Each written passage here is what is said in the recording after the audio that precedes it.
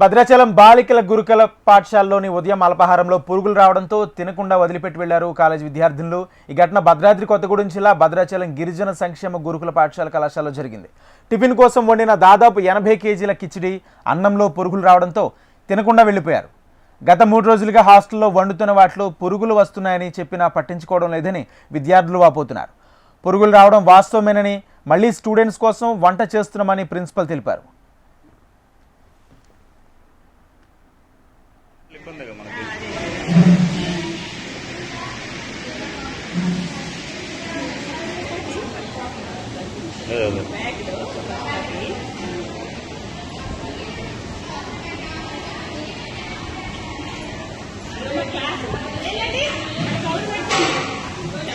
చేసుకుంటారా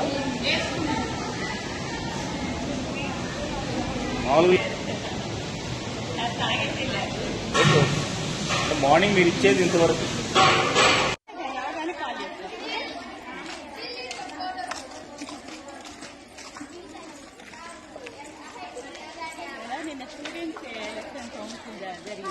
మేడం పిల్లలు ఈరోజు మార్నింగ్ అసెంబ్లీలో ఓటు